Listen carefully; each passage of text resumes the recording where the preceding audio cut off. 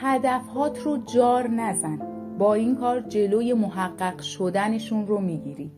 کاری که هنوز فقط در فکرت هست و هنوز جامعه عمل نپوشیده، به خاطر خودت به کسی نگو. جمله منسوب به زرتشت هست که میگه صدای آنچه که انجام میدهید به قدری بلند هست که آنچه که میگویید شنیده نمیشود. بذار نتیجه اعمالت رو ببینن رفیق. بذار موفقیتت صدا کنه. بعضی مواقع میبینی بدون هیچ دلیلی کارات لحظه آخر به هم میریزه و اون چیزی که میخوای نمیشه. خونه‌ای که میخواستی معامله کنی نمیتونی معامله کنی. ماشینی که میخواستی بخری رو نمیتونی. مهاجرتت درست نمیشه. به نظرت چرا؟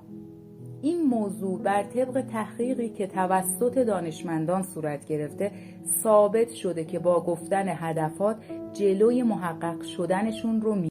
هم عملکرد مغز شماست.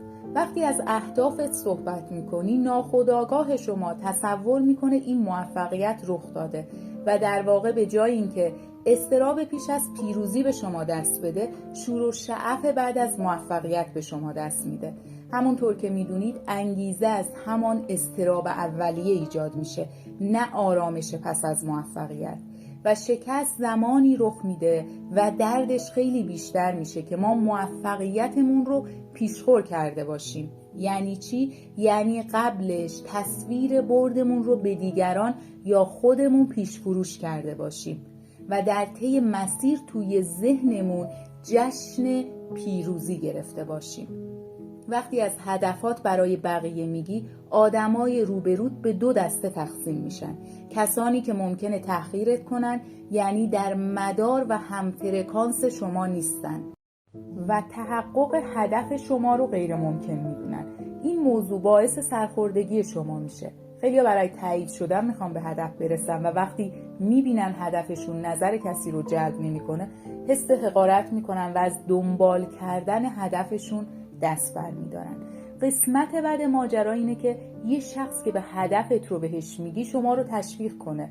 مثلا میخوای فلان مدل ماشین بخری، با تشویق دیگران اگر در موقع خریدن ماشین 100 واحد احساس خوب قرار بود تجربه کنی، با گفتن هدفت اون اندازه حس خوش رو تجربه میکنی و همین موضوع جلوی بسیاری از تلاش‌ها و کارهایی که میتونستیم انجام بدیم رو میگیره و بدون اینکه بدونیم جلوی هدفمون رو میگیریم. ولی برای رسیدن به اهدافت میتونی با کسی که خودش تجربه رسیدن به اون هدف رو داره و میتونه راه و چاه رو بهت نشون بده مشورت کنی. پس اگر قصد مهاجرت داری، میخوای شغل جدید راه اندازی کنی، ازدواج کنی، خونه بخری، ماشین بخری یا بسیاری از هدفهای دیگر رو داری، لازم نیست جار بزنی رفیق. به ضرر خودت داری رفتار میکنی. آرام باش، بذار موفقیتت صدا کنه. زیر این پست بنویس خداوند آرزوهایم را محقق میکند.